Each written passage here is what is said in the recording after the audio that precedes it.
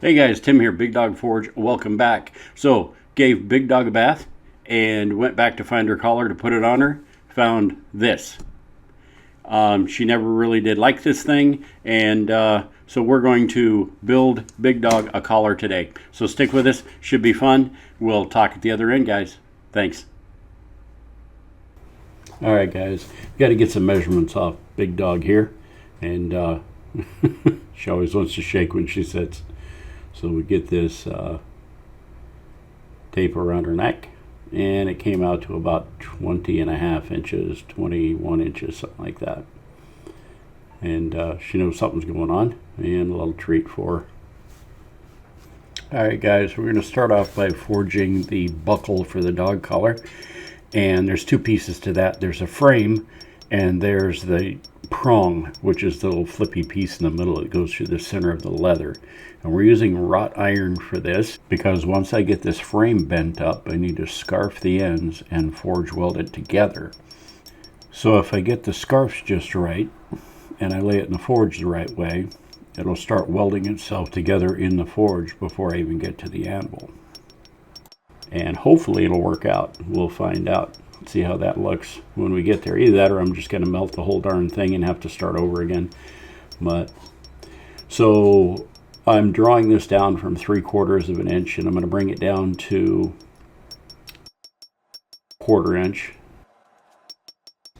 I have a little piece of stock that I'll be laying on the anvil here in a minute, and it'll just be as a comparison. Okay, so I know that all this hammering that I'm doing here is probably getting a little boring, but I've been told by a couple of folks that they would like to see all the heats in me doing some of this stuff. So I pretty much left all of them in, except for a couple of things where I lost some footage here and there, but not much. So you're seeing pretty much every heat that it took to create this thing. So we wanted to build this frame out of 1/8 inch because it's a dog collar. It needs to be a little bit smaller, but we're going to bring it down to this size. And by the time we get done forge welding it and everything, we're going to lose a little bit of fire scale to it. So it should be just about the right size when we're all done with it. Alright, we're going to clip off a little piece on the end that we'll be using for the prong later. The prong is a little hingy piece that goes through the leather. And we're just going to use Scrappy to size this thing and get it down to... And I believe I actually picked up a piece of 1/4 inch round at this point, because we hadn't gone quite all the way down with it. We were scaling up a little bit more than I wanted to, and I figured by the time I got done welding it, the fire scale is going to take its toll, and I didn't want to lose too much in the end. Somebody had mentioned these horse nipper tongs that I had been using them in the last video, and actually they work out really, really well. If you need a pair of short-handled tongs, they're really strong. They work really well. All right, so we cut off the block that was on the end. And for safety's sake, I really should have moved that Hardy tool out of there, that cutoff tool. You run a danger of hitting your knuckles on those things if you don't. And I was neglectful there, so don't do what I'm doing. Always remove your Hardy tools before you go to forging. All right. So there's going to be a little explanation required here. So what I'm doing is I'm building the frame of the buckle, and I'm going to build sort of a stair-step shape. You notice I've got two different marks there on the anvil, so I can keep those shapes the same. And unfortunately, lost a little footage, and the camera shut off on me, and I didn't realize it in the middle of this. I get busy forging and neglect the camera a little bit. All right, you see that step shape developing, and I think we're going to take a little time out, and I'll show you what that's all about here, because otherwise it's just not going to make much sense. Okay guys, so here's how it goes. If you're forging and you forge something that is a stair step shape, and you make every other step equal, so that step right there needs to be that far over, yada yada. So if you make every other stair step equal, we're gonna get as close as we can on this thing. All right. So you get something that looks like this, a little bit of stair steps. See that? All right. So if you want to make the frame of a belt buckle, you can start with this by forging that on your anvil, and then you heat the joints and you twist them. Okay? And then you twist it. And then you can heat it and twist it. All right. That makes a frame. You cut it here, a couple of scarps, and then you can forge weld that together. And you got a nice square frame. All right? And that's to do it without using a scrolling tong or pair of pliers. All right, back to the video. All right, guys. So I got my frame bent up from my stair steps. And the reason I did that is because it's a practice for me for size and corners and shapes, and being able to do it without, scrolling tongs if you just need to do it on your anvil. And I like to practice those little things.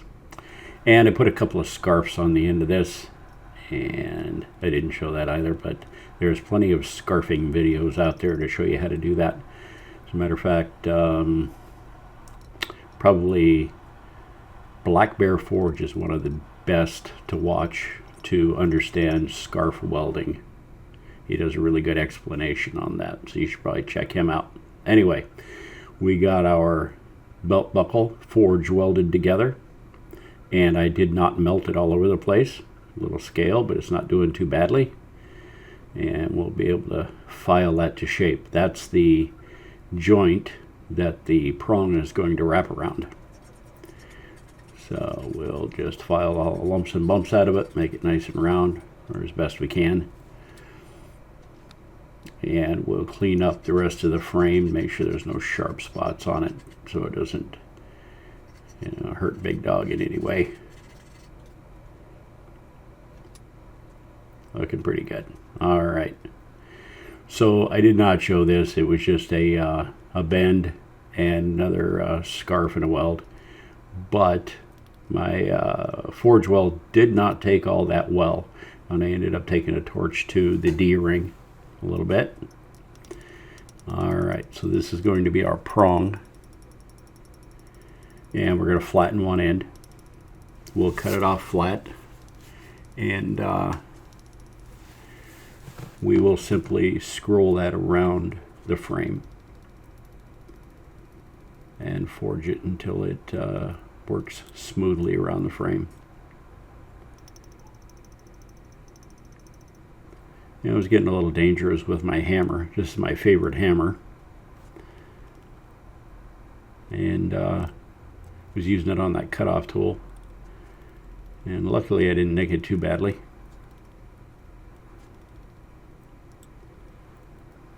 We don't need to worry about the prong staying in the center of the buckle, simply because the notch in the leather, it actually has a name to it, but I'm not sure what that notch in the leather that the prong goes through at the end of the belt or the end of the collar, but that'll hold it centered. All right, we'll use that cutoff to cut that thing, and it gave it a pretty rounded end, but it's got a sharp point, so we're gonna clean that up. Safety for Big Dog is number one here. All right. Nice. Oh, ooh. All right. We're going to get on about building this collar. And we're going to build it 1 1/8 inch wide. I was checking out dog collars online and checked out a couple of how to build belt videos, because I figured they're pretty close to the same thing. A little smaller buckle. And there you go. So this is 7/8 ounce leather, and it is veg tan. It's pretty thick and heavy, but I wanted to do 2 layers to reinforce it. So we'll get this cut out.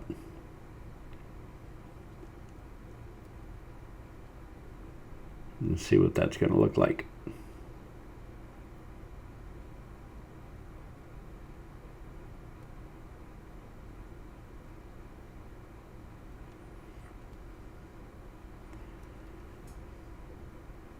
All right. So those two together, I decided they were a little thick and a little stiff and a little heavy. So what we're going to do is we're going to back this with some stone tanned leather. It's a little more pliable, a little thinner. And I think it'll make a nice cushion on the puppy dog side of this collar.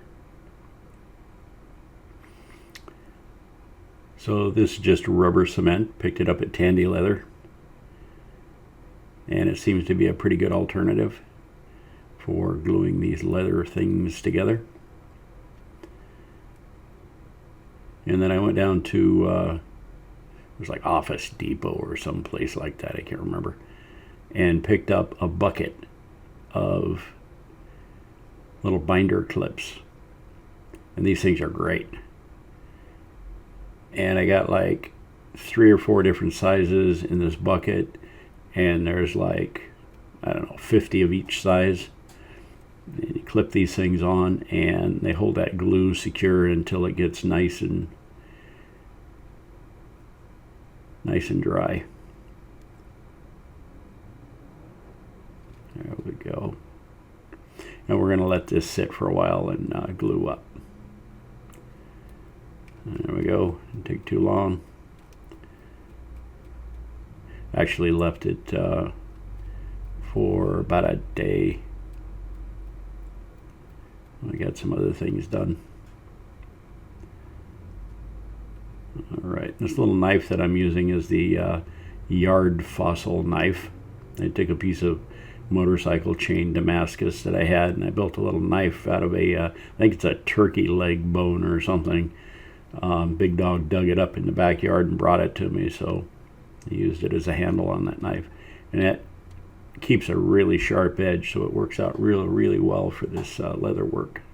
So I'm going to use a washer just to give myself a radius on the end of this thing, and that'll be, you know, sort of the end that tucks in behind the D-ring.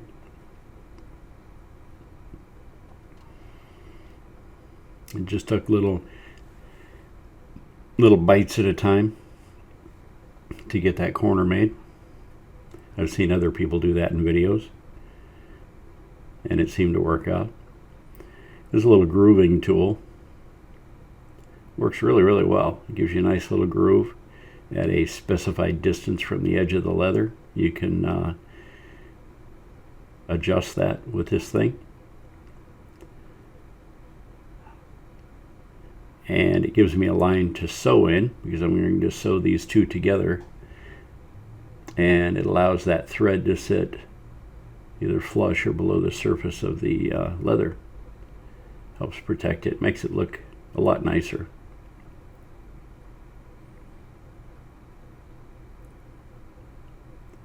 There we go. We're going to get some dye on this thing, and we're going to do that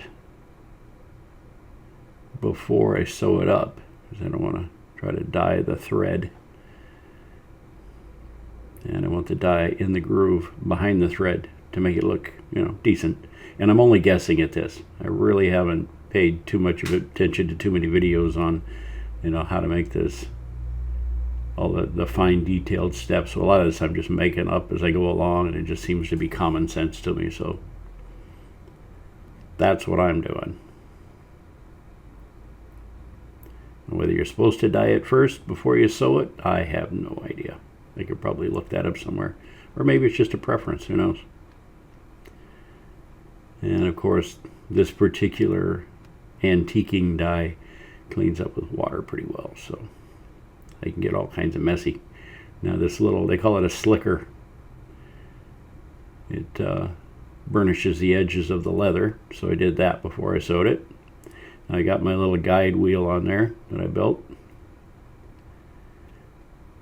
Get my keep my spacing from the edge right in the center of that notch that we cut, or that groove that we cut all the way around the belt. And we're starting off nice and slow here in the beginning, because we want that back stitch to fall in exactly the same holes.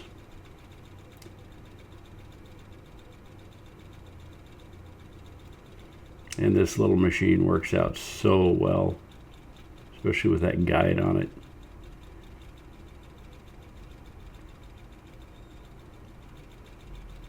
Really, really happy with this thing.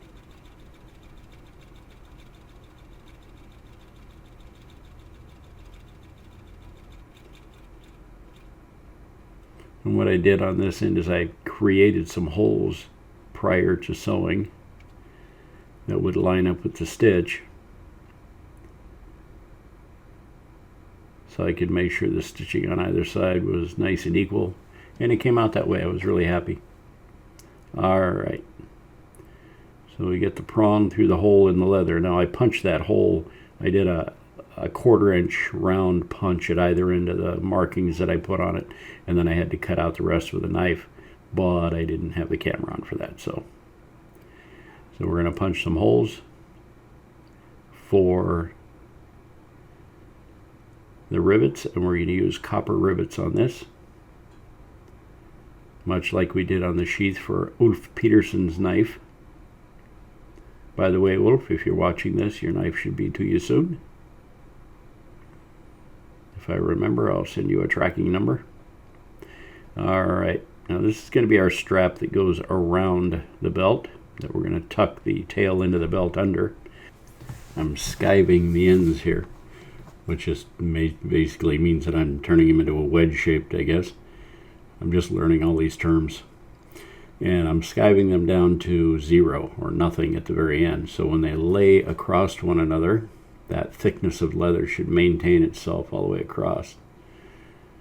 So it's not a dual layer of leather on the back side of the belt.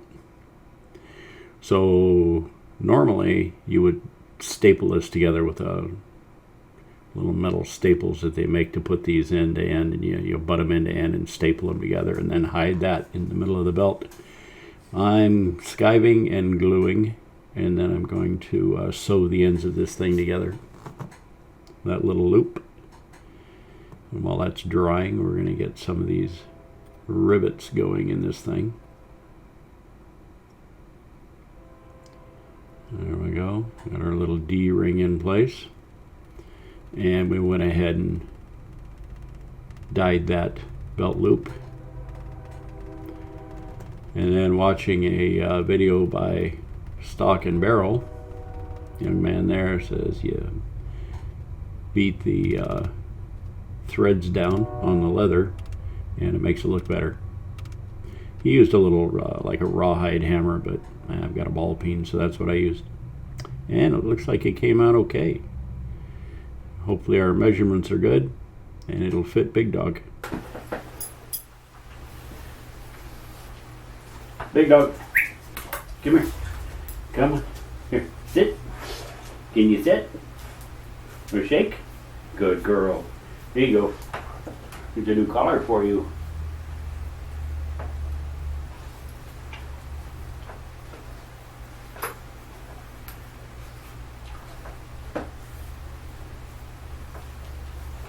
Good girl. All right then, Big Dog's got a new collar. She's happy with that. I didn't have to go buy one, and I learned some stuff, so that's awesome too. Anyway, guys, thanks for stopping by Big Dog Forge. Really appreciate it. So like, share, and subscribe. It really helps out the little channel. All right, guys, that'll be it for this time. Thanks for stopping by Big Dog Forge. Take care of yourselves. Be safe. Bye-bye now.